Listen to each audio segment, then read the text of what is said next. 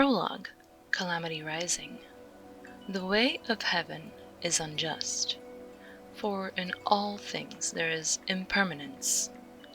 The abandoned daughter of the G family, considered a walking calamity, she eventually became a creature of the shadows, working beneath the Anaka. She left all else from her past behind, knowing that her betrayer's sins will eventually be burned to ash when the flames of reckoning set all ablaze. End of Prologue. Chapter 1. The Poisoned Tongue. Zai stood invisible among the guards, in the shadow of a cairn of ornamental stones.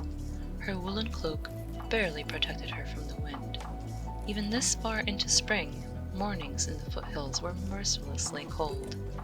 She cupped her hands to try to warm her nose, eager for the hot spray of blood across her face. Soon! Not even 15 meters away, the fat monk crouched and ran his fingers through his orchids, potted in jade and lined up on a long ebony table. Both the monk and his flowers looked smugly warm in their spot of sun. Around him, his elite bodyguard kept to the shade and tried to hide their shivering. Above, the footsteps of the archers on the surrounding battlements were audible over the artificial stream that ran through the temple's opulent garden complex. Zai went through the same ritual before every murder, pressing her hands against her closed eyes to feel the buoyancy of eyeballs against her fingertips. She held her breath until a kind of static filled the darkness, then thought of her first kill. At least, the first one she remembered. She imagined her eyes were those of the child broker, remembered their pressure and how his skull had collapsed underneath her palms as she bashed his head against the paving stones. The euphoria nearly overwhelmed her. Her training took over, and she primed her killing blades and set her feet to pounce on the resting holy man, allowing her thoughts to drift.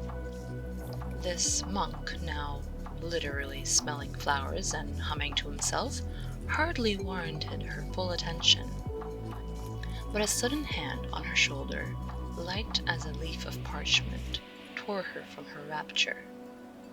It took all of her training not to gasp aloud. Only one person could have gotten the drop on Zai, let alone touched her and survived: the Master. He loomed over her, dark as a bottomless well, impossibly ancient and taut as a coiled snake.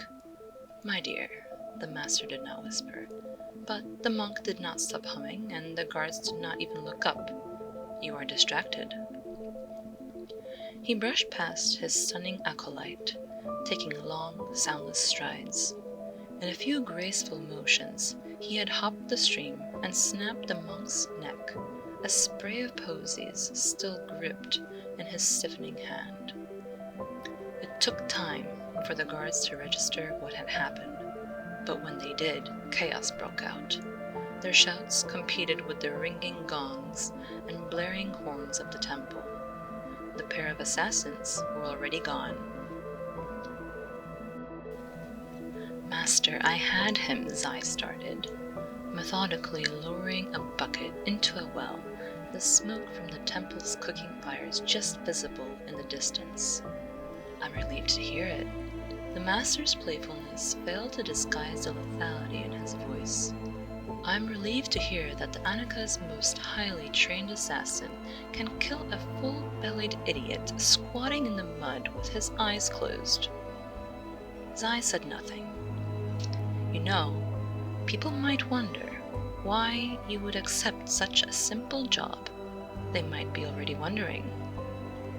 He paused, watching her with a nonchalance she knew disguised intense focus. She was being judged. "Why did you choose this job?"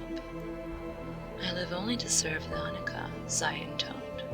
The Master ignored her. "If that was true, they wouldn't have sent me to keep an eye on you." Zai was shocked it had come to this, but she stayed silent.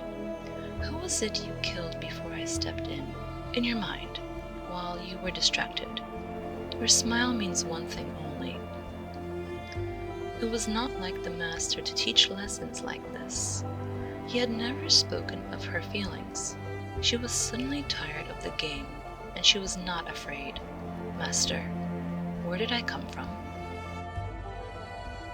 If her question surprised him, he did not show it.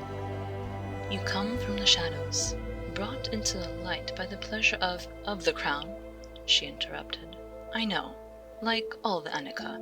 But before that, before the Annika. Before the Annika there is nothing. Zai kept talking as if she hadn't heard. I've been remembering things. Men. Their stink and their blood. The same memories came back to her. The flea bites, the rope burns, the smell of stone and bile, the eyeballs against her fingertips, the wet sounds of begging. Zai, there is only the Annika, he replied calmly, almost tenderly.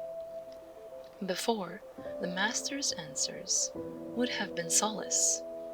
Now they filled her with a sudden and unexpected rage. But where did I come from? Who were those men? She struggled to keep the fury from her face, to control her body the way she had been trained, letting long breaths release the tension in her neck.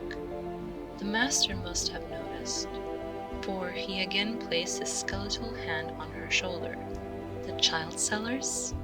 Those Ardorn's scum are not worth your concern, he said with clipped finality. Ardora! Zai realized his mistake. The master had never once acknowledged her past, let alone told her where it had taken place. But her elation at the new information quickly gave way to dread. The permutations of what he had said exploded in her mind. Zai would seek her vengeance on the men who had sold her.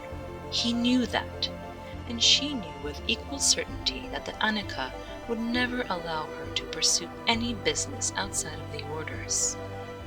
She saw that the master had realized this too. His eyes darkened and narrowed. The Annika would never allow her to go her own way, and Zai would never let anyone who opposed her live. With the mention of Ardora, both of their paths had been set in stone. In the Annika, teachers killed their students if it became necessary. One of them had to die. The master was already lowering his hand to let a dagger fall loose from a pocket in his sleeve. But before the pommel had even touched his palm, Zai's blades flashed. In a single motion, one had severed his spine. Paralyzed, the master managed only to croak in terrified surprise. The Annika is your only family. The second blade found its place under the pale skin of his chin, the razor-sharp tip driving into his mouth and bending against his palate. The master was dying as he fell. His last word hung in the air, pinned in place just like his tongue. Family. Zai straddled the body of her crumpled teacher. The hole in the old man's throat gave a wet whistling noise that faded like a kettle being taken off the fire. Family. She could feel the word as if it had real substance, the stench of it, and how it defiled. She remembered that word falling from her cowardly mother's pleading mouth, remembered it breathed over her in a cloud of ale vapor as the child broker lowered his weight upon her. Family. Zai was sure she had seen something flash across the master's eyes before her blade had found its mark. Pride? Had he been proud she'd defeated him? It didn't matter. Now those eyes were empty. They did not push back against Zai's thumbs like she expected. They burst like fish rope beneath his bloodless lids, disappearing completely under the force of her rage. She had liked the master. She would miss him. It was a shame, especially when so many men deserved a violent end more than him. No matter. The exhilaration came all the same. She would go west, to Ardora. End of chapter 1.